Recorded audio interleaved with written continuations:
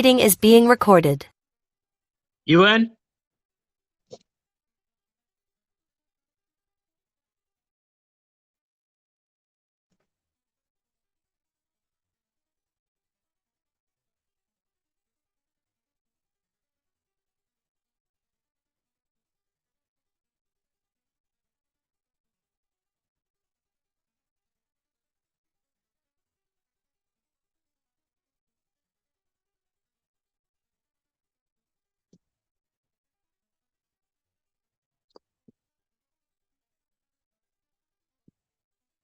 You in? Hi, Hey, how are you, my friend, on the other side of the world? I am good. I'm good. Apologies, do you know earlier when you messaged me and I was reading the message and I said next weekend and I was like, wait, this is the 7th. This is this weekend. So I got really confused. So apologies. But I'm good. No, How are don't you? worry about it. I just resubmitted it because you said you forget links on some occasions. Not some all the occasions. Like honest, I'm terrible. But yes, I'm really good. How's it across the pond? It's cloudy today. Well, we have the sun in Belfast, which is really rare. So it's like summers came early. It's just as Oh, you're from warm. Northern Ireland? Yeah, I'm from the north of Ireland, unfortunately. By Not the the nice way, part. since I know you happen to mention you were blind, do you want to just do this as a faceless? It's up to you. I can turn my video on. Let me find the button. Yeah, let's do video on. It'll be more fun Perfect. that way. There All you right. go. You can see me? Yes, I can. Perfect. Now don't ask if I All can right. see you. I got room for note taker, so it's already recording. So Perfect. let's get into this. Perfect. All right, guys. It has been about a month and a half or so. Let's welcome my guest today, who's all the way in Belfast, Northern Ireland, in the United Kingdom. Don't take this personal, but England is one of my least favorite parts of the world because their culture is useless. What have they contributed to the world? Oh God. As an Irishman, I can't answer that question. But every culture is important in its own way, because without it, we wouldn't be here. The only thing I can think of that our English brothers have actually contributed is basically stupidity in the government. But I think every government has that. Like that's every government. Like, I know. I We're think going to get into a little bit of the government today, but nothing too obviously yes, political. So let's yes. welcome my friend Jamie Shields today, who most recently started Disabled for Society, which is his own organization. He's an entrepreneur and he once worked in the 9 to 5 world, also for what the United Kingdom calls charity, whereas we call those nonprofits over here. Mhm. Well, thank So, you so much for having me. oh, you're welcome. And I'm glad you came and made the I'm glad you made the time for this. So, give me one moment. We're going to pull you up on the good old LinkedIn. Okay. The mission of First, we're going to have you tell your career story of how you got to the point, and then we're going to talk about the business part of it, the branding, and what your services are. And for me, who's going to be doing something probably similar, also through the podcast, how can we help the other out? In terms of branding and promotion, and kind of what Disabled for Society does. So, for those who want to know, we had diversity, equity, and inclusion ethics going on up until the Trump administration going on here in the United States, and now those initiatives have been turned back to private companies because my government doesn't have a rational thinker in it. And I know where you live, you guys already put up with that for almost 20 years in the United Kingdom with one ideology. Yeah, and then I'm in Northern Ireland, so we have our own government that takes its direction from the UK government. It's a lovely mess in Northern Ireland. I can only imagine, especially when we're talking about England as a whole, because they're we look at them here as a constitutional monarchy, yet this country is a democratic republic. hence the republic aspect of it. We're not fully gonna, go into too much geopolitics because I don't want to bore people with that because this is going to be fun. But basically, disabled by society is Jamie's little way of advocating for people who are LGBTQ, who are also disabled in the sense of him where he's registered blind and he calls himself a rhino.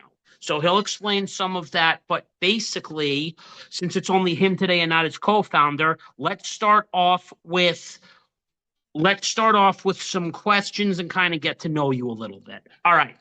Are you considered Northern Irish or regular Irish? Good question. I call myself Northern Irish, but I suppose if I wanted to call myself Irish, I could, because we can have dual citizenship, so we could have a passport for Great Britain, the UK, or we could have a passport for the Ireland down south. But I call myself Northern Irish because it saves arguments.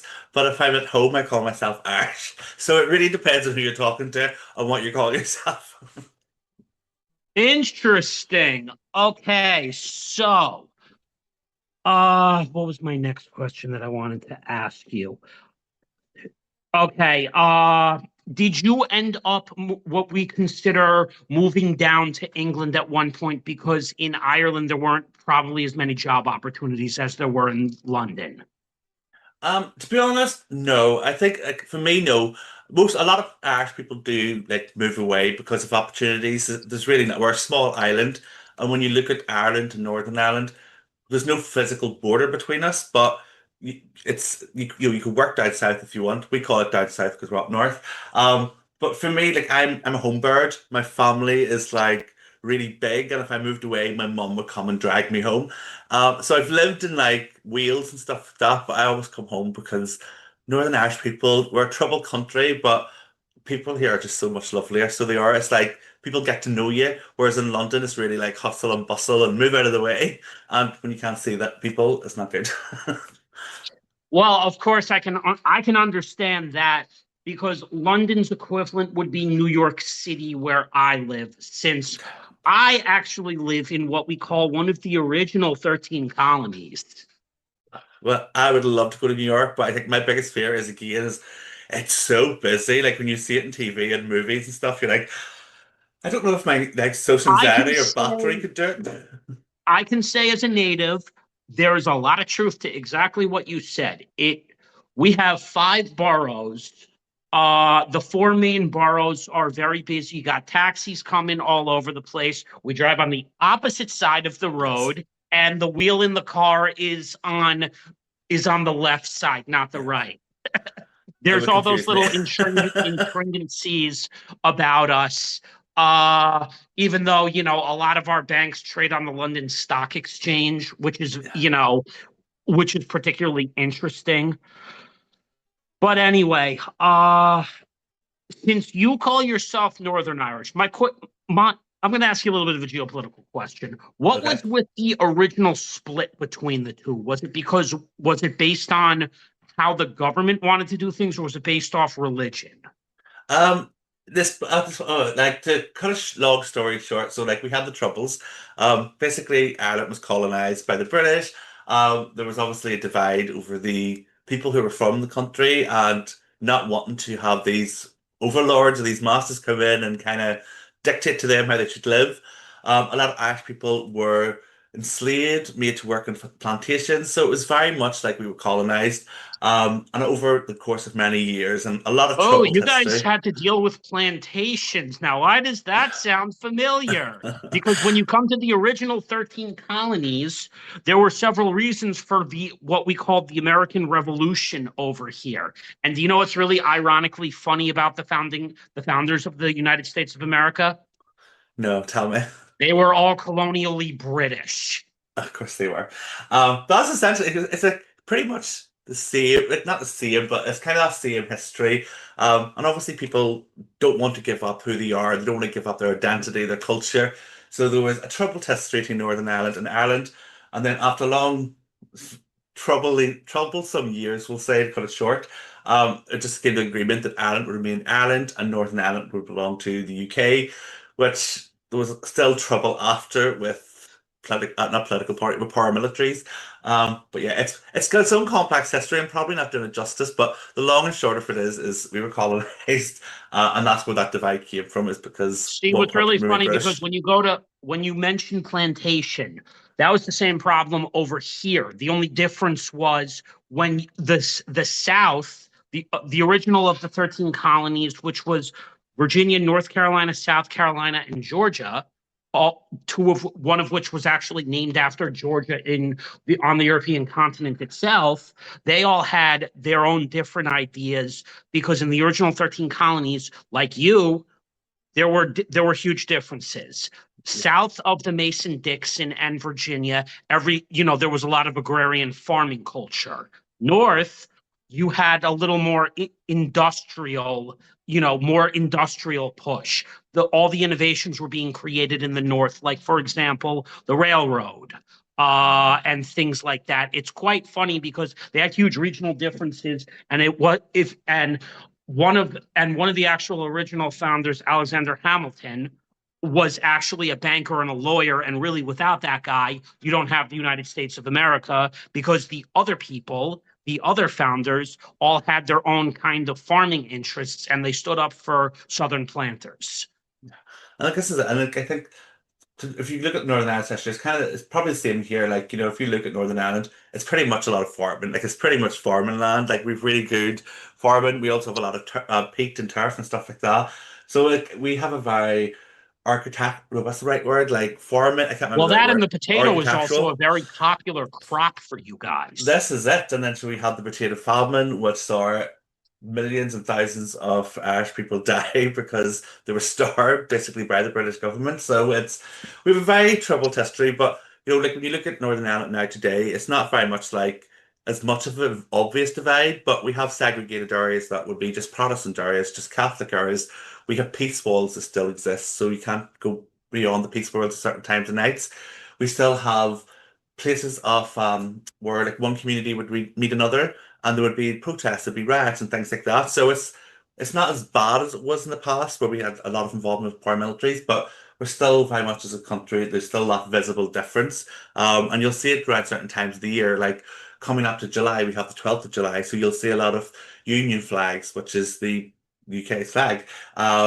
It's not a Union Jack, by the way. It's only a Union Jack and it's in a boat. But the Union flag, you'll see a lot of that in curbs and things like that. With other communities, you'll go in and you notice it's not there, and so they're either mixed communities or communities that would be considered Catholic. So it's not as obvious today, but yeah, we wouldn't be here today if we didn't go through our troubled No, of past. course not. That's the one thing. Religion sometimes, unfortunately, before I go to this next question, is there's different purposes for religion. When you're Mhm. growing up, religion in some aspects is supposed to be kind of what is your code of ethics and how you live your life. Some Yeah. people mistake religion for, unfortunately, what we call over here, and you've experienced it even just in your own life, prejudice and racism. Yeah. That's not really a religion. We're just coding up racism, bigotry, ableism, which we'll go into, and all this kind of hatred for an individual person as a religion. It's not This a is it. religion, and we need to do a better job about separating what's what, because you're basically stating, in my case, as basically what we consider white people, that we should hate someone based on their disability, their race, their nationality, which there's no reason to hate a person individually on that. In fact, my personal belief is human beings are human beings. That's how I see you, that's how I see me. Yes, you have posted before, your preferences because you are a gay man. I don't care Mhm. if you're a gay person or not. You're a Yeah. human being at the end of the day. You made 100%. you made your choices. You should not be judged on those choices. Yeah. You should be Well, judged as a human speak, being.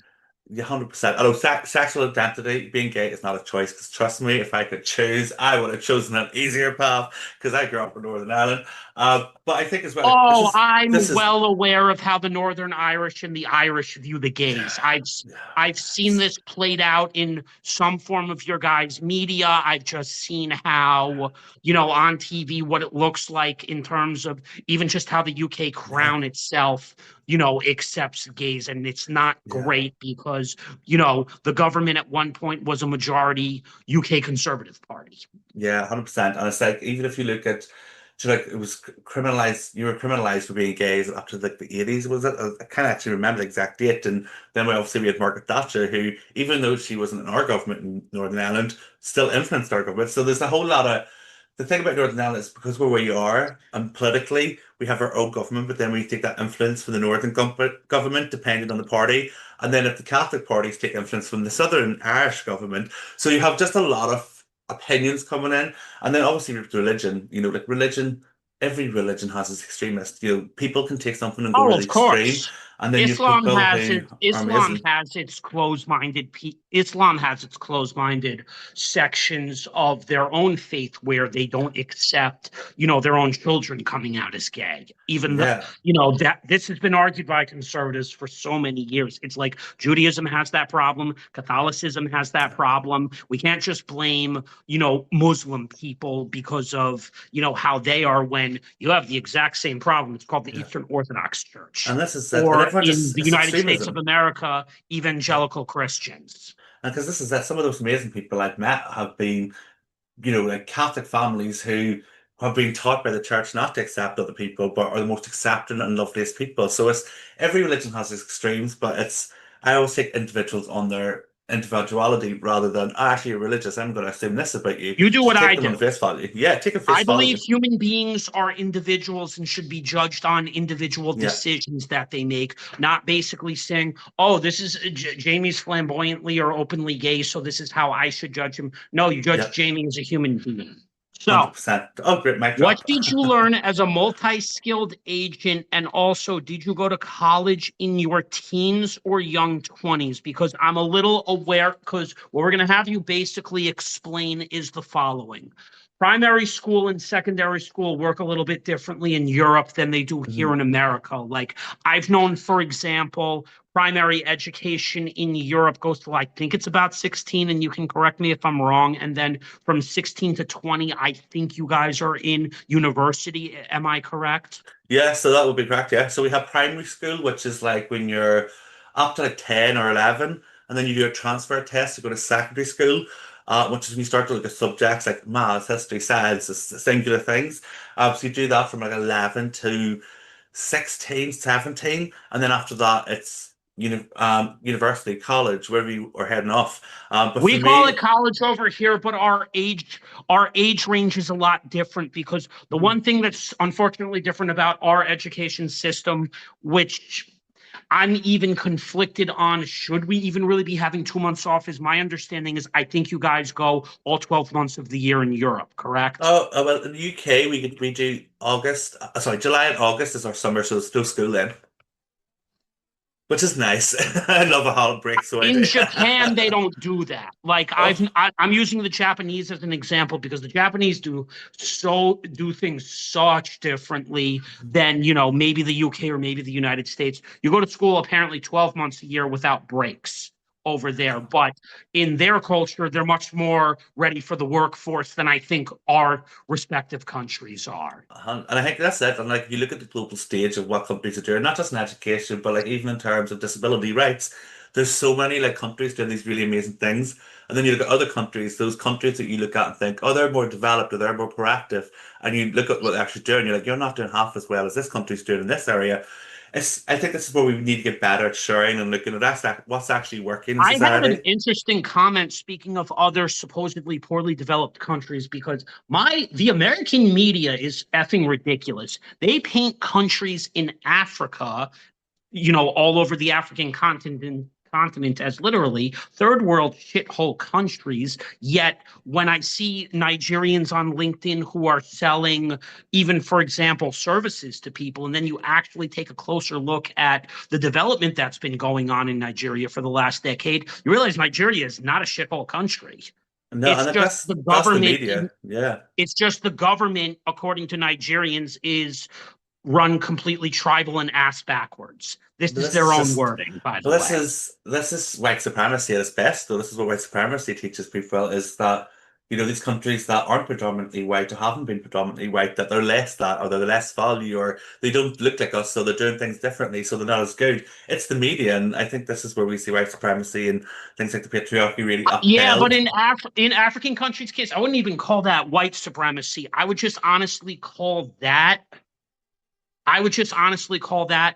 richer Africans who come from generational money know that they can get into power and maintain power. Like you look at Nigeria, for example, who's the wealthiest Nigerian right now? Yeah, but this is it. I'm not talking specifically about countries. I mean the media. Like Western media will portray Yeah, things a certain way. But in those countries, I guess the same as any countries. Like, these countries where every country will have areas where it's less deprived or people there's less socio-economic support or less support for individuals. But if you look at India, you have areas in India, you have areas in Africa, you have areas all around the world, cities in America, cities in the UK, which are more deprived or there's less opportunity. So I think that what we have in the Western world is we have this narrative that things are better here when actually when you look at the wider lens of things, there's so much good things happening in pockets of the world. And in Africa, which you're talking about, or Nigeria, you're talking about example, we've all been taught in the Western world that this is a country that's less economically viable than others. And you actually like, no, look at the wealth that's coming out of that country. But then we also have to look at the impact that we in the West have had in that country. We've exploited individuals in that country for diamond mining. And we have to take accountability of that oh, as well. absolutely. Let's let's go, not to go off on a tangent, but it's good that you brought that up because you remember the movie Blood Diamond I as don't a think I've kid? seen it. No, I don't think I've seen it. That was with Jaimin Hansu. That was about the Mhm. diamond trade. Think Mhm. about it. All our electronics are basically diamonds from Congo, Yeah. and done with like piss poor conditions in those countries. Yeah. But it's interesting when you look at a map of Africa because literally most of our natural resources, as you said, we're exploiting their countries for in our own two respective countries for our benefit. Like, it's the God acronym, gold, oil, diamonds. And it's the same as today. Like I look at, it still happens today. Only people have got better at turning a blind eye to it. Excuse my expression, but it's No, it's yeah. because social media has exposed everything more on a global basis today.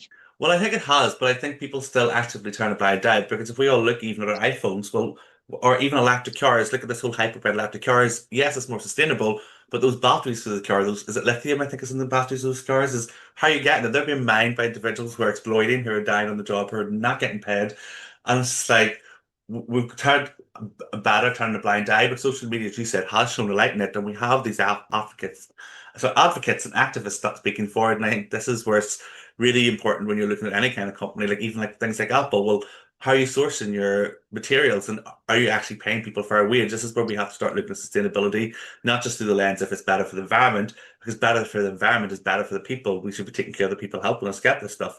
So for me, yeah, it's a big wheel that keeps continuing to spin and it won't stop Oh, of spinning until we course. break it.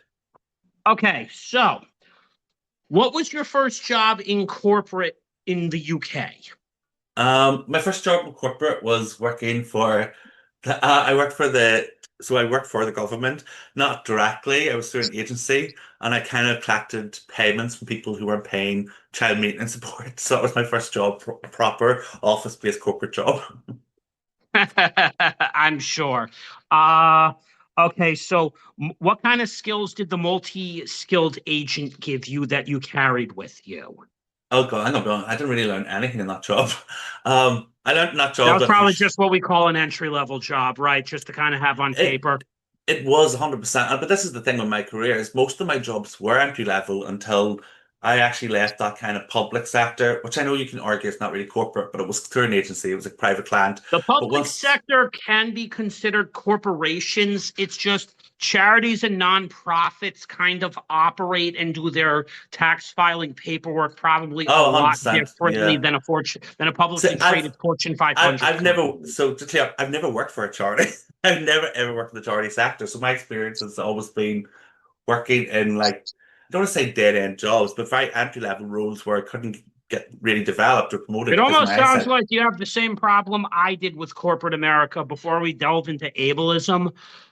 What you've probably had, which is similar to me with autism, is unfortunate and tied to ableism. It's what they view us as capable of doing versus Yeah. what we should be doing. We're actually capable if you properly trained us and equipped us, which is what I'm guessing a company like Oyo failed to do, and Yeah. then they just put the blame on you for it, or your education level, when in all reality, maybe if they just asked you a few qualifying questions about what do you want to do within corporate, how can we kind of meet you in the middle and work with you, because it's not that I can't raise my voice, it's that I think both our countries have the exact same problem where ch- charity, public, private, nonprofit organizations all got too bureaucratic probably within the last decades, where everything has to go through human resources, where now human resources thinks they're important. Well, personally, I think human resources is important, especially in the corporate space. Like with the companies I've worked in, I've been lucky in the sense that the HR teams and the individuals in those teams want to go beyond to support you and who actually are trying to make a difference. But I think the problem is that we view disability and neurodivergence still as this, oh, it's not an attractive quality in a candidate, or if somebody's neurodivergent, they're going to sue us because we may get it wrong. Because Or that depiction starts with, unfortunately, our Western media's messaging people that we're incompetent or incapable of doing X, Y, or Z. So now um, they feel, as you say, when you want to educate people on kind of what ableism is. In your definition, what do you consider ableism? So ableism in one-liner is the systemic oppression of disabled people. It is basically where we treat disabled people non-favorably compared to non-disabled people. It's ingrained in our language, so it's the way we talk about disability when we talk about it through pity or through an inspirational lens without looking at the individual. It is essentially devaluing somebody for the fact that they are disabled. And then you start to treat them differently. You start Or, to as I'd like to assume. say in the comments section, it's basically corporate tiers, because we have to spend, depending on what you ask for, anywhere from 100 to 500 to 1,000 extra pound or US dollars just to make sure you succeed in your role. And wow, we don't want to do that because now we can't go recruit Gen Z who doesn't want to work. And this is, I think that 100%, that's in the corporate space, but this is, it's so much bigger than just corporate. It's in our governments, it's in our media, it's in our, like, even when we talk about It's do you disability. How about I give you this from my own unique point of view, and you may find yourself agreeing. And if you don't mind me asking, are you in your early 30s or mid 30s? Mid 30s. I'm I'm about 35. to turn 40, so where would you be? About like 35, 36? 35, I just turned 35. Just turned 35, so that means 1990 or Yep, 1991. that was it, 1990. You're at, because I had another guest a couple months ago who's a French woman, who's a French African woman of Greek and Irish origin, born in France. Her name is Linda. She lives over here in the States. You've probably Mhm. seen her before. She posts a lot about real estate. I had her on. We talked a little bit about Europe. We talked, a little similar to what you and I are talking about, and she was born the same year. My Mhm. unique perspective within the corporate space and even the government is, first and foremost, we unfortunately need to understand and not just advocate for ourselves but our own people, that we need elected representatives who are the same age as us. I love my parents, the baby boomers generation, but when I have to start looking at even your government and wondering how the prime minister, who's only 62 years old, even that's still kind of getting up there in age. That's like 2 years in the in the United States before that's 2 to 3 years before they can legally start collecting Social Security here in the United States. I don't know what the retirement system is in the UK. You'd have to answer that question for me, but I think the government has designated pensions, correct? Yeah, 100%. And I think this is that you talk about representation. You want to see yourself represented. For me, like not just age, but I'd love to see. Like I think in the UK we have less than 1% of our politicians are disabled or have any kind of experience with disability. So it's like we've one less than 1% of representation of disability in the UK government. How are you representing us when we're a quarter of the population here in the UK?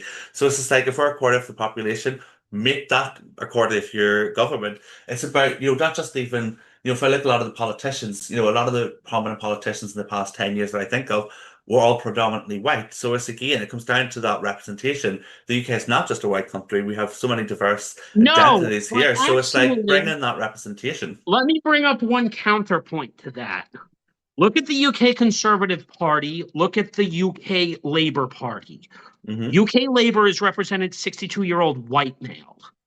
Hmm. The previous majority leader of the UK Conservative Party was an Indian man born in the United Kingdom, Hmm. Rishi, who Yeah. was formerly Chancellor of the Exchequer. The Yeah. new UK Labour leader is Kemi Babanuk, whose parents immigrated from Nigeria. Now, Yeah. my question is, I might understand, align, and appreciate the Labour Party, but now I look at the Conservative Party and wonder, why can't the Labour Party go younger like that? You're you have the opposite happening in the Conservative Party. I You want to think, explain that one to me? I can't like this is I can't explain anything because I can only talk about what I think. So I can't explain anything. But what I will say is for me is yes, in the past since the past few years we've definitely seen more diversity from the hard right side's leadership. But I again, know, if because we that's look even at going on here in the United but States, if we look where at that representation, if you look at the actions of those individuals and what they're talking about and what they're campaigning for, you just talked about Cami there. Cami has come from an immigration background, from an immigrant family background, but still targets immigrants and refugees in this country. So it's like it doesn't matter it doesn't matter if you are up there and you're like, okay, that person looks like me. But if that person is spouting the opposite of what you believe in, you're not being represented by that individual because representation is not just about, oh, I see myself represented. It's what are these people saying? Do I align with it? Do I agree with it? So whilst one side is going more away from the traditional white people look, which I'm happy about. It's also about the actions because, yes, you may be a black woman in a leadership position, but you're upholding white supremacist values. So it doesn't matter if you're black or white there, you're holding this white supremacy up. So again, and like in Northern Ireland, if we look at Northern Ireland particularly, so we have our own government, as I said, but our politics in Northern Ireland is run on a very religious, so it is. You have Catholic parties, you have Protestant parties, and they vote for the communities. It's not about the wider community. It's about how do we uphold our community who's Protestant, or how do we uphold our community who's Catholic. And then you have one party here who's like the middle ground, who is Alliance, but you don't really have that middle ground in the UK. You have these two predominant parties who are trying to outdo each other and outplay each other. And now, because of this here, and because of the extremisms that these parties have pushed each other against, you have parties like Reform that have sprung up, and this is a very hard right group led by Nigel Farage, and that's a terrible party. Like already they've cancelled things like LGBT Pride, I they want don't, pride flags. I got a good one for you. I find Farage to be one of the more annoying people, and it was sort of funny watching him get kicked out of the Conservative Party because he didn't align to them at all. He wanted Brexit in a much more demenial way, whereas Boris was more universally liked by the party because even though he was hard Brexit, he still found ways to kind of, you know, centralize himself. Nigel was like Nigel, if you put him over here in this country, he would be a Trump Republican. Oh, he He is. would He be has a ties Donald to Trump Trump. Republican. Yeah, he has ties to Donald Trump even in the UK.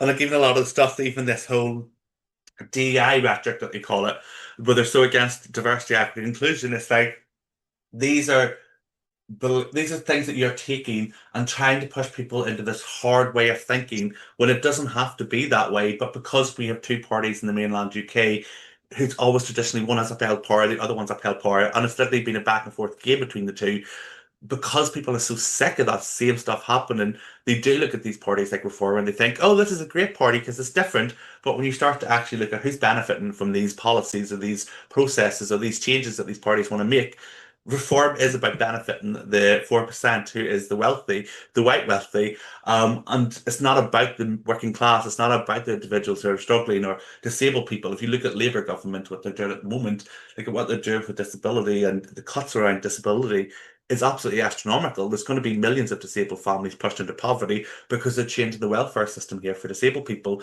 making it harder to claim benefits. A benefit that's not even about working, which is another story. But The this budget is that's this already in issues. talks to pass here in the United States does exactly the same thing. Yeah, So it's almost initially no different, even though you have Keir Starmer, who's running the majority party right now because everyone just got fed up with Labor. That's going yeah, to that's happen. essentially it. That's going to happen here in the United States. I would say you give us in the States, the people who voted. It's funny. The people who voted for Trump, they're probably going to end up regretting this starting next year. The Yeah. ones who still swear by him, like I saw a whole video on the section of the United States in some of the most poorer states that just voted for him. Those are going to be the most affected states. You have high cost states like mine who, yeah, we have poor sections. We just tend to manage, X, Y, and Z better because, the cost of living is higher. But my state in California subsidizes those red states. So And when those red it's states hard. are basically saying, we want Trump's policies, okay, you can have Trump's policies, but guess what? If you actually look at their budget, that hurts you more than it hurts us in these states. It'll hurt us, but it'll hurt you quite worse because you rely on government programs. And this is what these kind of parties, and like even like like Trump's party, it's what they do. They go out to these individuals who they know are already currently facing a problem. They make that problem much worse. They create an enemy, and then everybody suddenly rallies behind. And it's the same in UK. It's the same in all politics globally. Like it's the same everywhere. It's how But politics are where have run. we It's not seen for the this? Where people. have we seen all of this in history once before? Remember what happened to the Jewish people in the 1930s after World War I and the global depression? Yeah. Yeah, This is it. We don't learn from Nazism. history, but this is what happens, and what's happening in the US now. A lot of people would describe as fascism. It's particularly what's happening to minority groups and individuals, or just anyone who is different from what they consider to be privileged or white. So it happens all over the world, So and this is our biggest I'm going problem. to cherry pick off a point with you on that, which Hmm. is when let's go to the UK Conservative Party. How much, and let's ask you this question, because I'll tell you exactly where I'm going to go with this, with the last two young leaders of the Conservatives and even Boris Johnson, because you just touched on a privileged comment.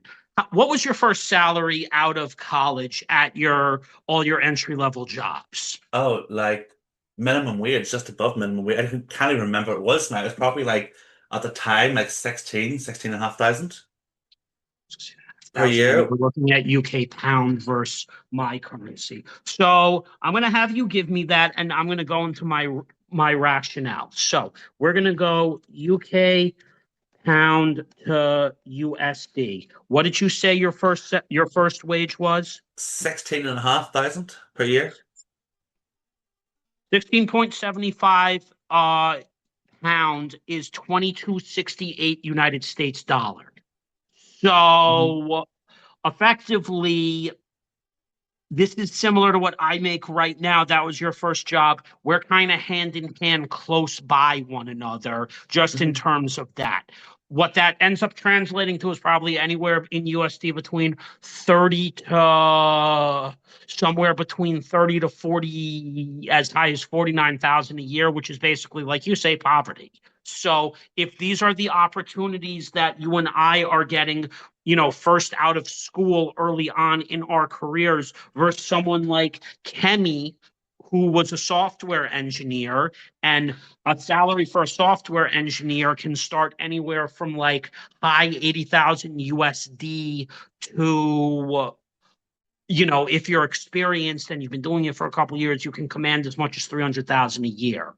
But remember, the difference with tech software engineers and software developers is they also have to know a significant amount of coding languages. They have to be able to build a web page, which takes a lot of skill. Their brain has to be good in computer science. So if she's getting those type of opportunities, which pay reasonable, or pay reasonable to fantastic, she's not going to understand what somebody like you and I are going through. 100%. And like this is where you need people from working class backgrounds, people from not just working class backgrounds, to again expect that representation of actually representing the people who you're meant to be speaking for. Because somebody who's went to, say, Cambridge, who's now a politician, they're not going to have the same experience as somebody who was raised in Manchester, who come from a Oh, working and class Cambridge is, background. if I recall, a prestigious university, right? Oh yeah, it's one of the most prestigious. Even like Rishi Sunak, Is like look that at his where is that background. where many of the old school politicians, probably on some level in your country, probably attended to learn public policy? It would have came most of them would have went to Eton College, which is where the Royals would have went and studied. So Eton College. So there's a few of them. But yeah, like a lot of the, particularly the Conservative Party, a lot of them, it is this generational wealth that's, oh, my family went to this university, so I'm going to get into this university. And it's, I don't want to say it's born with a silver spoon in your mouth, but it is. It's people who've been born with silver spoons. Which, like, one of the things I will say, what I do like about Labour, even though there's a lot I don't like about Labour, especially currently, a lot of the politicians or people within the Labour Party are starting to come through who are people who are working class, people who understand what it's like to have a family member at home struggling with disability and they can't get the benefits. Like so much of the Labour Party at the moment has come out and there's actually a lot of turmoil over these disability benefit cuts. Party members have kind of spoken out and stuff, and you're seeing more of the actual real individuals, which is what we need in all parties. Again, it's about representing the people you're actually meant Yes, to be that serving. I would agree with that. So here in the United States, when we look at the millennial generation, which we are attached to, we started to have kind of somewhat younger leaders coming up. The problem in politics, even just when you cross over to nonprofit and corporate America, is corporate America is mainly made up of older, more distinguished men and women who've hit it easy and gotten their experiences early on that were positive. The salary was great. They had the time. They were what me and my software developer and tech guy Justin talk about. Justin and I talk about this on a daily basis. With corporate America has to like you, probably just like corporate in the UK, because I know you guys also have, Goldman Sachs over there who set up an Mhm. office for lower tax purposes. But then you have the Rothschild dynasty banks or businesses because one of those sons set it up. But anyway, that's separate. When you have, like you say, traditional people from generational wealth, those people get into government a lot easier because Yeah, they have the connections. 100%. It's privilege. Like It's what you privilege said, is. in our generation, we're starting to have leaders who understand, like you and me, like Alexandra Ocasio-Cortez. Oh, I would say I You love know, her. yes, everyone loves her because she actually was a bartender. But I will give you a little secret about her. She didn't completely grow up in the Bronx. She lived in the Bronx as I lived in southern Westchester, but came from Westchester County, New York public school system, which is a very elite public school system. She went to a very good school in Boston, Massachusetts, where she learned, and majored in economics. It's great because she had the time to live in the Bronx and truly understand their needs, but Yeah, she wasn't exactly as she portrays herself, which is as bad as she thinks she is. She had the good education from the Westchester County public school systems that a kid in New York City, doesn't always have the same access to. yeah, That's the one thing about her that she's gotten a ton of criticism for. But as I said, even though I might not agree with her on everything, that is a leader I would much rather have in government than be looking at somebody like Senator Charles Ellis Schumer, who's my parents' age, who's made a crap load of money, who came from a well-to-do family, who went to law school, who had connections, got into government, and he's a billionaire. Yeah. This is what happens, and this is how the wealthy accumulate the wealth and stay in power, is because it's just passed on, and it's like, oh, I know such and such. Let me talk to them. But yeah, like it's, I think one of the best shows I've ever watched to kind of help me understand how generational wealth works, or how wealth works or flows within groups, is what is that? Amanda Delvey. Do you know who I'm talking about when I talk about Amanda Delvey? She pretended to be rich in New York, and she was going to get all this money from these banks, and ended up arresting her. Turns out she's not a German heiress. Like in Oh my head, yeah. it blows my mind. But that show, I was watching it, and it was talking about how wealth flows within groups, and it's because they all know each other and make recommendations to each other who should basically be at the cool kids club. And it's to me, it's to that. It's if you look at Trump, it's his background too. Trump's where he is because his dad gave a fuckload of money. Same as Elon Musk, he's where he is because his dad gave him loads of money. And it's all just about Yeah, that's our these problem people with have. Elon because it's like Elon, your father had diamond mines. Trump, you had your father who inherited money from your grandfather. You hand the money down to your kids and Barron, and it's like you don't really truly understand what we're going through. I want to make one correlation, which I think you'll definitely agree with. Uh, and then I think what we're going to do is we're going to discuss your business, your podcast, kind of what that's about. And, this has been a fun conversation to have with somebody who had similar circumstances to me all the way over in, another side of the globe. Because Yeah. one day I do want to come to the UK and definitely meet you and your partner, Oh, yeah, you we'll and your go for. business I'll partner. bring you for drinks. We'll go get drunk. Like I'll show you how the Irish drink. But yeah, like I'm gonna be honest. I don't ever really like podcast. I always because we're from Northern Ireland, and I think in Northern Ireland, wherever we as Northern Ireland is, you shouldn't talk about politics because you don't know who's listening, and because obviously the troubled history of it, we don't really talk about it. So I never really talk about politics or get into these kind of conversations. So it's been a nice little change. It was not what I was expecting. So thank you for a different kind of Yeah, podcast. exactly. Because what I want to say is this: look, people like us who always had much different opinions, it would have been hard to podcast a decade, literally 50, 20 years ago because technology hadn't fully evolved yet. And it wasn't I've been accessible. talking about this with a couple of my social work friends up to 2 years ago and for the last year. Technology has gotten a lot better, so that's the one Yeah. thing we can say. I mean, I don't know what the UK is doing with AI. That would be a panel debate, but and we could discuss whether we like AI or not, or what it's going to do for our own futures. But you know, You'll just have to bring me back again with another guest and we can have a panel about oh it. yeah, no, we'll do panel discussions for sure. So what I wanted to ask in this question is, what made you end up in entrepreneurship? Did you feel like, especially with your business, and then did you feel like your business, which mainly is trainings and consultings, is because you saw a need for corporate America and corporate UK to kind of understand that they're blackballing people from opportunities to move up in their organizations?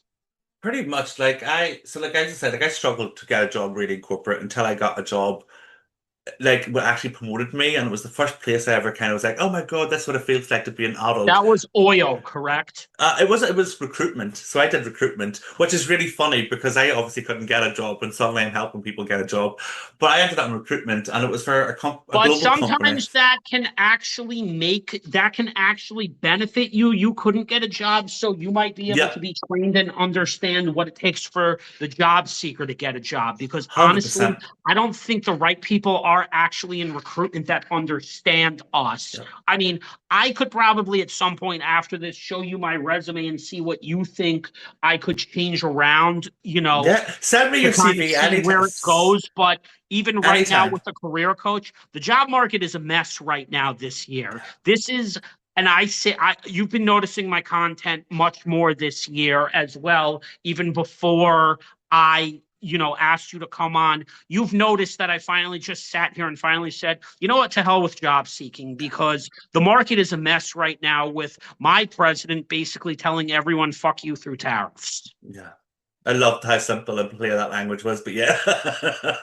Yeah, It's my 100%. podcast. I know I shouldn't probably use No, the F curse. word, I'll but say it too. Fuck, it's okay. I say we're all good.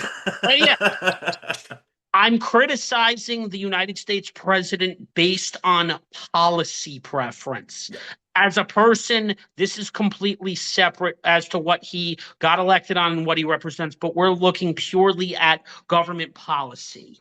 If you are the elected leader of either of our countries, it is stupid to go stick tariffs on countries like China, where our electronics come from, not that they care, our food comes from, our fuel comes from. China's much more developed than we are. We use their fucking TikTok app. Yeah. Which was bad and then was brought back again. So it's Both our countries might as well just say we're made in China at this point. And you're basically sticking 100% tariffs on them. If you reviewed American history, there were two times. The first time, I didn't know this about 1828, that president who was very early on in the United States did an all-out, tariff like Smoot-Hawley in 1930. But even hearing, former U.S. President George W. Bush talk about this, he said in the 30s, the Smoot-Hawley tariff was a terrible piece of legislation and a terrible reaction to what was going on in Europe. And you don't stick tariffs on that like people and then expect that it's going to go well, because even Ronald Reagan spoke out against this idea as a child of a child to young adult of the Depression himself. He literally has now gone viral with, as a dead person, with the speech where he said, it looks cool to score political points when you suggest I will implement all-out tariff legislation on all these countries. You're protecting American industry. But what you're really doing is you're not making innovative management decisions. You're not making technological advances. You're basically telling the rest of the world, in a sense, fuck you. We don't need you. But you can't do that now in American history because we are reliant on everybody else to basically manufacture, build, develop, research all our products and services. The United States and the UK are basically international supermarket for everybody else. Yeah. And I guess it's that you can't build a dome around your country and be like, oh, we don't want nobody else, because that's not the way the world works. We live in a world where No, because we're so immigrants more create connected. these, because Exactly. immigrants start all the businesses. Yep. That's the problem. Yeah. And So now it's you're sad and and you don't even allow American or British people to access the loans that a person from India can get. No problem. A wealthy person from India can probably start a business in Britain and the United States because they're already wealthy in their weak currency, so they can access our loan products a lot easier than an American could or a Brit could. And this is the problem with people in power with money who have more. And I think I don't want to say it's like a man child at times watching some of what comes out from your president, but it kind of is. It's like, do you know when you're watching a TV show and you're sitting with your hands over your face and like, I can't, like, is this real? And you almost have to pinch yourself to be like, is this happening? But yeah, it's the current state of the world with this current president has been completely shifted, but I think it's also been. And like I know a lot of people voted for him and have now pushed back and said, why did we vote for him? Like, what is going on? I think it's been kind of a wake-up call because I'm seeing more and more people speaking out against it. And I'm like, maybe this is the awakening everybody needed to see that actually we're all one global. Yes, we're one globe, but there's a lot of. We should have free movement. We should be able to go visit our neighboring countries. We should be able to support our neighboring countries. We should Oh be yeah, able to Trump come made that together. more ridiculously Yeah. expensive for United States citizens to now leave. I mean, look at what just happened in Canada. Yeah.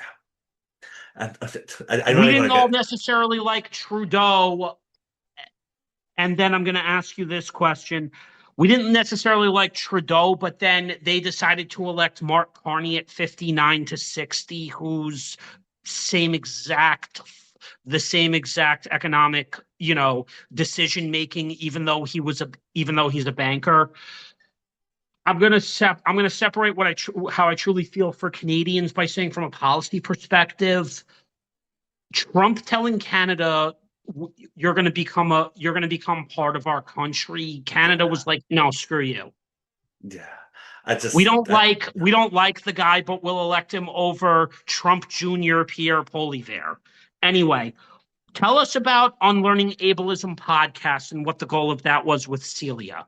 Yeah, so basically, like when we talk about disability, like we don't talk about the ableism in the room. We'll talk about disability as if, oh, we should hire disabled people or we should give them opportunities, or that's only some people actually talk about that, but we're not educated about disability, so none of us really understand ableism. So what we wanted to do is create a space where we talk about the good, the bad, and the ableism we experience, because a lot of the times in social media, the conversations about disability are so positive. Oh, this person got a job, go them, they're so inspiring, or they're a superhero. And we're like, this is bullshit. I Let's could talk about the debunk honest. that.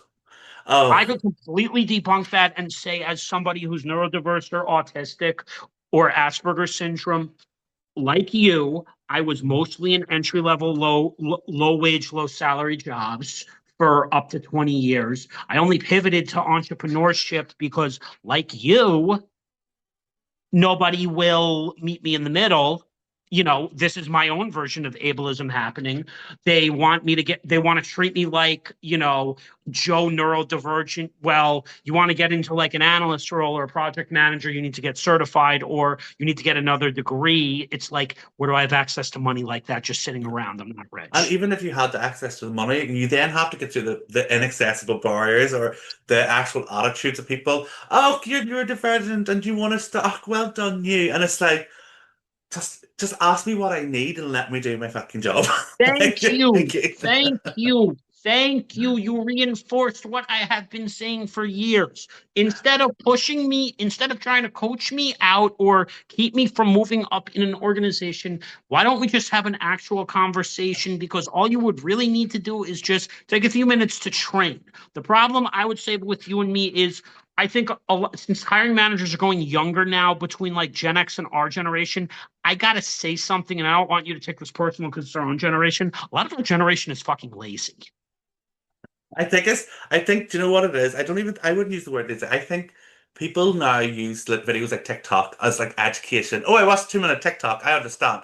No, a 2 minute No, TikTok, let's say it was a video about disability and You're workplace not talking inclusion, to doesn't somebody work. with you're not talking to somebody with the actual challenges. I can Yeah, tell you more about myself that a 2 minute fucking TikTok can't tell yeah. you. You're watching the TikTok. You have Gen Z who right now is literally saying, even probably where you are, no, we do not want to work for you because you're not going to pay us enough of what we think we should be making to be able to live. No, we're not going to participate in your job market, not only because it's not ableist and you don't accept us for our, quirky differences. Let's be honest, you're, you know, Ableism's at play a there. 9 to 5 ends up becoming a trap on some level. I'm not 100%. crapping on the 9 to 5 because this is my actual view on a 9 to 5, which I, did a couple videos on this week. We need 9 to 5 coming out of university. I'm not going to sit there and say we don't. Coming out of university or college, a 9 to 5 is essential because what it does is it does put money in your pocket every 2 weeks or monthly. It does give you a salary that you can open up a retirement pension or a 401k with over here in the States where you could start to put up some money. The Mhm. problem is long term, 9 to 5 is not sustainable No. because you're capped after like a year or two, and the system makes it harder to achieve new roles because now they throw in a stupid educational aspect when all you have to do is come over and say, we have internal systems we could train you on. If we started training you, would you be willing to now maybe go get some additional education on the outside, and instead of charging you through your salary, which is what they do here, which is a stupid tactic, will fund it. It's not that unableist. It's a very unableist solution Yeah. that they So could come to. I'm not gonna be honest. 9 to 5, like I've worked 9 to 5. It did not work for me. I think for me, like me and Celia, we haven't started hiring people yet. But one of the things that we're very aligned on is 9 to 5 is such a neurotypical concept. It's such a concept that everybody has to do the same, and we all have to fit in the same box. Where actually, I want, when we start to hire people, I want to hire somebody and say, right, these are your tasks each day. Get them done whatever time frame you want, as long as they're done for the next day or when they're needed to be done. I think what we should be looking at, and I kind of love what you said as well, is about looking at people as well and saying, right, are you willing to do some additional study in this here? Or if we find you that support to actually study this here, will you be able to do it or would you be interested? Those are the conversations we should be having because we look so at people fitting into these boxes and doing the same. And for me, I'm like, I love the idea of just breaking free of that. And it's just like, let's give people the tools and opportunities that obviously are accessible to them, that are going to support them and enable them to thrive. And we're not just going to throw them in a deep end and say, swim, because not everybody will swim. I can't swim. But you know what I mean? So for us as a business, when we start to look at when we do start bringing employees, is it's not going to be 9 to 5. It's going to be work the hours that work best for you, as long as you get those done and you're able to make your those meetings or whatever it is that you're doing, because what works for one won't work for everybody. And this is the same as The office work. nine I'm to so against that. five, the 9 to 5 here in America was started at the start at around the 1910s to 1920s as an answer to previous issues with employment here in the United States because people were working 7 days a week.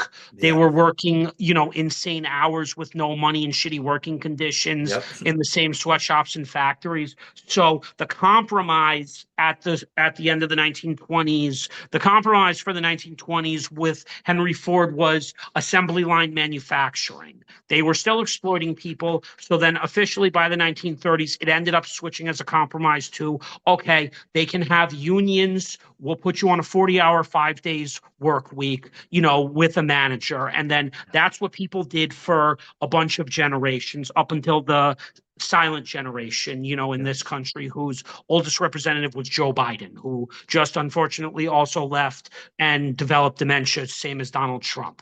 Separate from that, the silent generation was sort of that last, along with boomers, the last two generations to benefit from factory work. Gen X didn't really get to work in factories or grow up that way. Not that they would want to. And then we didn't grow up with that.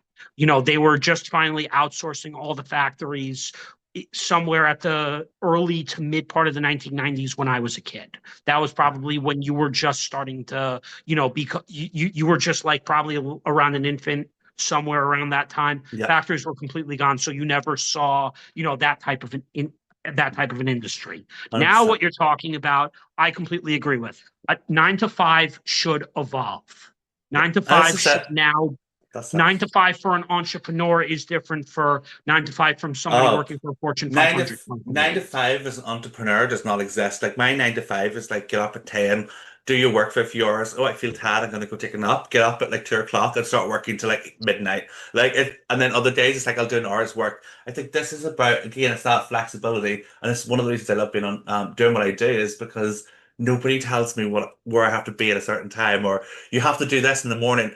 I do You know what what? I'm One ready thing to. you should take for your Unlearning Ableism podcast that I would recommend you and your co-founder talk about why remote work ended up becoming a godsend for even people like myself who are autistic, especially with my age now becoming 40, where my joints aren't the same. If you want to make one of the best accommodations ever for somebody who's on the autistic spectrum, let them work remotely. They don't want to be in your office.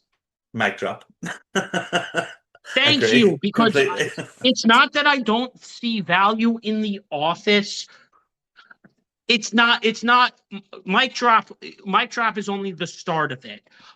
What I have to say about working in an office is which is basically on site. An office is distracting.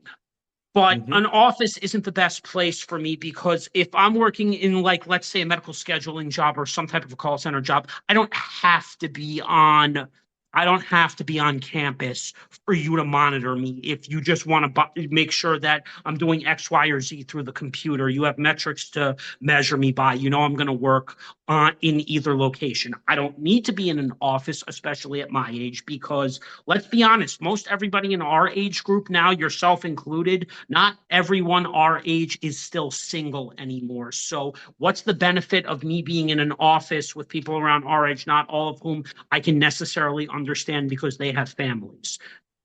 Is working remotely from home in your apartment better? No, it can be isolating, but at this stage in my life, I don't like the commute. Yeah. My joints are not the same anymore. I just had like an ankle tweak recently. I don't think I need to still be commuting now as I'm advancing in, to the mid stages of our lives because it's not good for my body. Yeah, and I guess it's at that time that people used to commute. Like, nobody wants to spend that time having to commute. Imagine you get that time in the morning where you can actually, oh wait, I have time now to actually sit down and have a breakfast. Or I have time now to sit, like I don't do workouts, Thank but I you. imagine somebody else could be like, I want to do a workout. Or do you know what? I actually have time to put my kids out to school because I can do this now. Like, I don't really do commuting either because obviously I work from my home as well. But like, Keep I the get up out of office, bed and roll keep downstairs the and I love off. it. Let's. I would say here would be a compromise, even though corporate wouldn't necessarily like this or agree with this. Keep the office for the people who loved the office when they were Yeah. growing up, which is whatever's left of the boomers who still have to work or haven't reached retirement yet, or Gen Xers who, that was the thing that they were comfortable with. Most, even mid to younger Gen Xers don't want to really be in the office because they have to worry about their kids and parents, rush to appointments. But the ones who are just taking care of a parent still go to work, obviously, in an office, but they like the flexible arrangements. That's what corporations should be doing That's nowadays, which is exactly it. learning to be flexible with Yeah. people. Like, we don't want to be on your 9 to 5 schedule No. in an office 5 days a week when, it's counterproductive. I don't like waking up in the morning, shoving food in my stomach, No, do and I? then taking a long commute. I want to wake No. up at 6:30, have my cup of coffee, take a shower, boot up the computer, come back to the computer, make some food, that kind of thing. Yeah. I look more forward to the work from home than I do going into the office. Yeah. Especially if it's raining, you're going to the office absolutely soaking, which is my pet peeve. I hate going into the office when it's Ultimately, wet. my dream, like with you with Unlearning Ableism podcast, is to actually create courses and trainings, Mhm. speak for corporations as well, or on Zoom for a fee, and then eventually turn into what we call a kind of like a 1099 consultant, Mhm. you know, contract where I can spend however long you would like me to. But the catch is I will ask for some level of benefits out of you guys, if you wanted to bring me on, as a regular W-2, I will consider that, but it has to be at the right salary level and Oh, it has to be 100%. with the right accommodations because here's the deal, especially at 40 years old. If you haven't gotten paid a lot in the 5 days a week office situation, then why would I want to continue down that path? So I'm not 100%. necessarily against working for someone, but a 1099 or some type of W-2 at this stage allows me to create a role for myself, which is what we're really supposed to be, which is what we really need. What people like you and me can't function in an office because it kills our creativity. Yeah. We That's need to, ultimately that's what it. I see with you. Like you're using AI tools, and colorful things because of the fact that you're blind. You end up becoming creative, and that's what, Yeah. is a benefit for you, which is entrepreneurship is good for you. Entrepreneurship is starting to work for me because it allows me to tap into my creativity. 100%. And I think the best thing about entrepreneurship is there's no one path to be an entrepreneur. Like, do you know what I mean? Like, people will tell you online, oh, you need to get up in the morning and do a cold ice shower, and you need to do a gym workout before 5 a.m. to be a good entrepreneur. And it's like, no, being a good entrepreneur is finding actually what works for you and finding I your have a creativity. connection out. I have a connection who's age 44, who's basically our born in 1981. Her name is Amy. She had to retire from corporate because of what was the sickness she had? I'm trying to remember. Uh I'll show you her profile at some point on another day, but basically it was like a lymphoma disease which caused her to medical retire. If it wasn't for real estate investing, she wouldn't be able to afford her medical bills. And Yeah, yes, that's fine. But what I'm basically saying is people like that don't sit there and preach to no. you that you need to be an entrepreneur. They're just saying maybe you want to invest in a hands-off income. 100%. And like I said, and that's the best thing about entrepreneur. I think that's if I give anybody any advice is is as an entrepreneur is stop holding yourself those expectations. Because for the first 6 months of when I left full-time employment, the first 6 months I was like, oh, I'm not earning enough, or I'm not doing this enough, or I'm not comparing to this person. And it was like, hold on a second, I'm trying to dance to the rhythm of these other people's drums. When I'm not don't want to dance to a drum, I want to dance the conga. So it's just like find what works for you, and it's not easy, but you get there. Yeah, exactly. So let's end on that note so you can go. I appreciate you for coming by, and there will be Appreciate you. more collaborations in the future for sure, my friend. Okay? Yes, thank you so much for having me. I'm going to get you on the You're welcome, Unlearning Jamie. Ableism podcast. Remind me to message you about that. Oh, yeah, no, I'm going to need to see YouTube links because we can always talk about that stuff on a separate video call. All right? Brilliant. Speak Have a soon. blessed night, my friend. All You right? too. Bye. Bye.